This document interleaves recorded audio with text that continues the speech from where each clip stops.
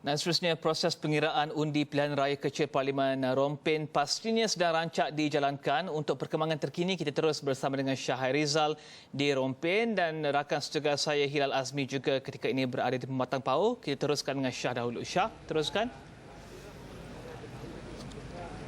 Baik, terima kasih Rizal di studio, dan sebenarnya ketika ini masih di pusat penjumlahan undi ini masih lagi menantikan beberapa saluran lagi untuk masuk di tiga-tiga adun, iaitu di adun Muazzam, di adun Bukit Ibam dan juga adun Tioman.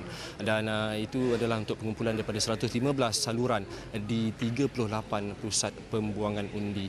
Dan terkini maklumat yang diperolehi daripada Suruhanjaya Pilihan Raya Malaysia itu 73% bilangan pengundi yang keluar mengundi pada hari ini. Dan bersama saya ketika ini adalah pengerusi SPR sendiri, Tan Sri Abdul Aziz Mat Yusof. Tan Sri, pada tengah hari tadi Tan Sri menyebut sasarannya adalah untuk 80% pengundi untuk keluar mengundi pada hari ini, tapi sedikit tersasar 73%. Bagaimana Tan Sri melihat perkara ini? Ya, memang betul.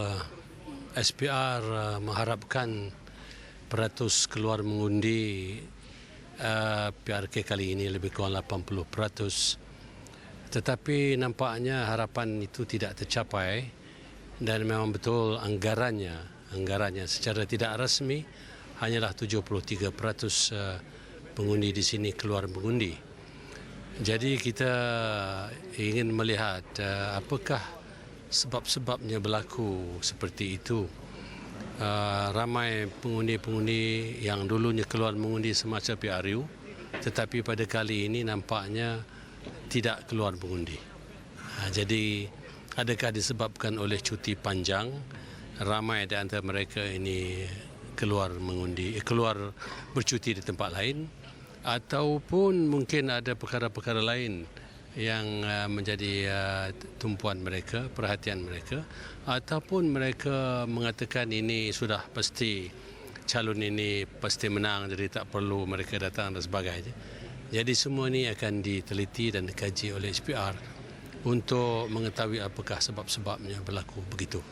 Saya difahamkan terdapat daripada saluran 3, maksudnya daripada 40 tahun ke bawah yang sedikit lambat untuk hadir ke tempat pengundi. Adakah benar untuk saluran 3 dan 4 ini hadir begitu lewat? Mungkin ada yang tidak berkesempatan untuk membuang undi mereka. Betul atau tidak? Itu satu trend yang biasa. Pengundi-pengundi muda ini yang berumur 39 tahun ke bawah, biasanya kalau ada cuti umum, mereka akan bangun lewat sedikit. Dan di SPR, di pusat-pusat mengundi, kita memang dapati yang datang awal ni adalah pengundi-pengundi yang telah berumur, yang mereka ini bangun pagi dan sebagainya dan datang ke pusat mengundi awal. Tetapi yang muda-muda ini nampaknya tren yang lepas-lepas, termasuk juga di sini, mereka ini datang lewat sedikit. Ada yang datang pukul 10, pukul 11 dan ada yang datang sebelah petang dan sebagainya. Cuma tren pengundi di sini saya dapati pada sebelah pagi begitu tinggi, iaitu setiap jam lebih kurang 14%, 15%, 16%. Tetapi selepas jam 12, peratus itu menurun dengan mendadak sekali kepada 5%, 3%, 2% dan seterusnya lah. Jam 5 hanya lebih kurang 1% saja.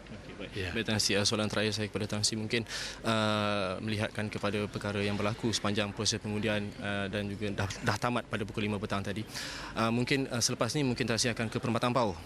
Adakah Tan Sri ada nasihat kepada peraih-peraih undi ataupun parti yang berkempen ini supaya tragedi yang serupa, barung-barung yang wujud ketika hari pengundian ini, bagaimana Tan Sri? Ya, salah satu perkara yang saya dapati penyokong-penyokong calon atau penyokong-penyokong parti di sini yang melanggar peraturan dan undang-undang ialah pada hari mengundi hari ini mereka masih lagi terus berkempen, iaitu yang mereka panggil meraih dan merayu, berdiri di tepi-tepi jalan menuju ke pusat mengundi dengan membawa poster-poster calon dan juga lambang-lambang parti masing-masing, menunjukkan kepada pengundi-pengundi yang nak masuk ke pusat mengundi. Dan ada ketikanya saya dapati mengganggu lalu lintas. Dan baiknya cuma sesama mereka walaupun berlainan parti, mereka tidak caci mencaci satu sama lain, tidak bergaduh, tidak bertengkar. Tapi dari segi undang-undangnya, berkempen semasa hari mengundi adalah satu kesalahan. Baik. Bahan undang. Terima kasih Tan Sri. Terima kasih. Dan kami akan kembali pada Tan Sri mungkin dalam sekitar pukul 10-11 nanti. Boleh. Okey, baik. Terima kasih. Saya ada di sini. Baik, terima kasih Tan Sri. Dan Rizal, buat sekitar ini mungkin itu saja yang dapat saya kongsikan buat masa ini, dan kembali pada Rizal dulu.